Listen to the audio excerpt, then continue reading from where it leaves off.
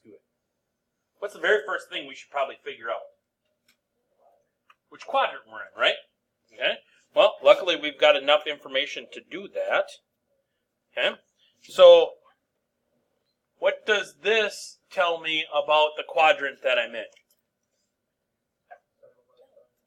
Left side, so that means 2 or 3?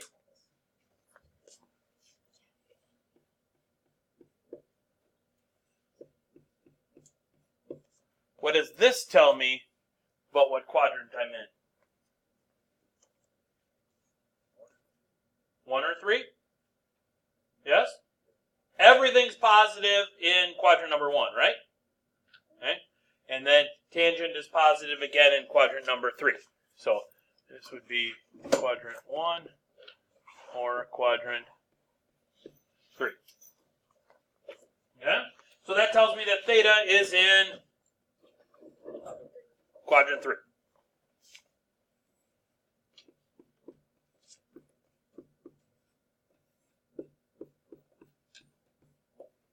Okay.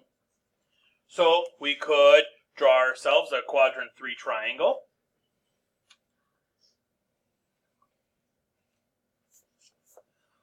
Or we could do the hammer, right? Sine squared plus cosine squared equals 1. Okay, either or. This is going to be theta prime. Theta is going to go all the way around to there, right? Okay. So cosine, that's adjacent and hypotenuse, correct? So that would be a adjacent side and a hypotenuse there.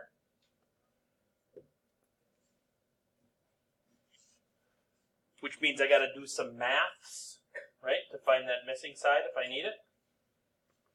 Okay. So we would go 3 squared plus y squared equals 4 squared. 9 plus y squared equals 16. Y squared is 7.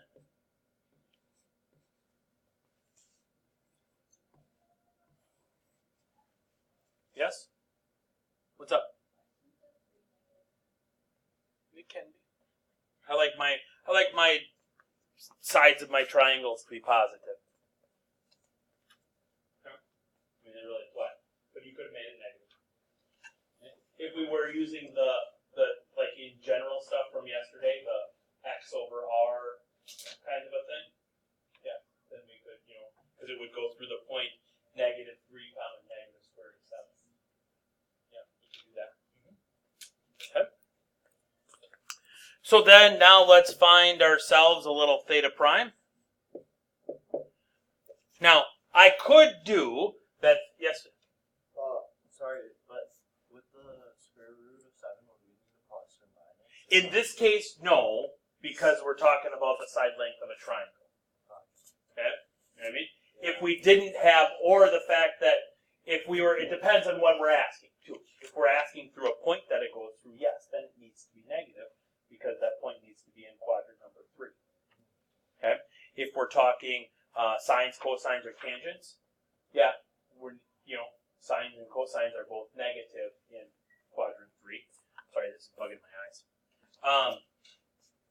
But if we didn't have that second condition, if we just had that the cosine was -3/4, then for sure we'd have to leave it as plus or minus, because then we'd need it because we don't know which quadrant we're in.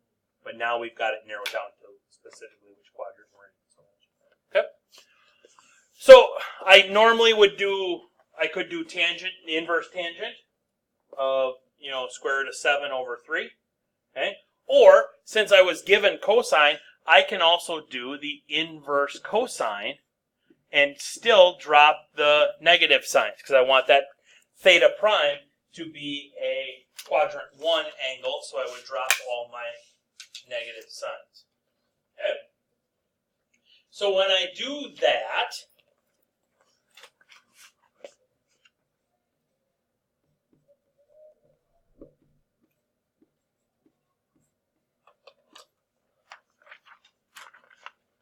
I get that my reference angle is 41.410 degrees.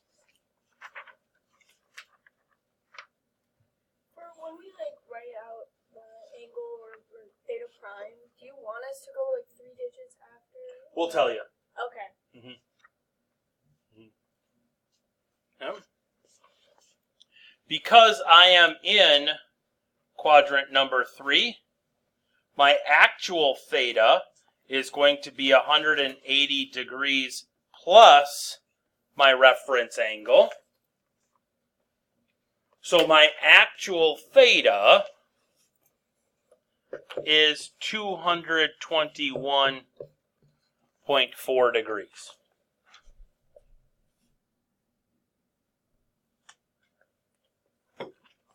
The sine of theta in quadrant number 3 is going to be negative square root of 7 over 4.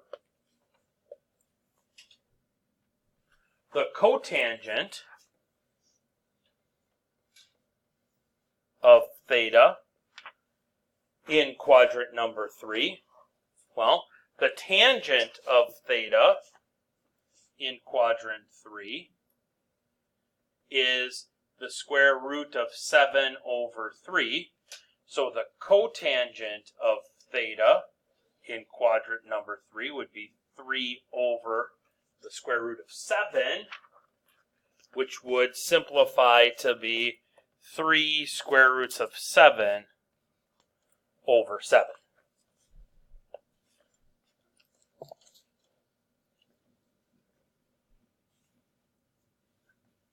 Okay. And those are the 3 answers that we were tasked to give. Sine, cotangent, and theta. Questions, comments, concerns? Clarifications? Bessie? Why is the sign negative? Why is the sign negative? Because in quadrant number 3, sign is negative. Right? Quadrants 3 and 4, sign is negative. 1 and 2, sign is positive. Quadrants 1 and 4, cosine is positive. 2 and 3, cosine is negative. So how do you know when to put it as a negative or a positive? Because that's why we figured out which quadrant theta was in first.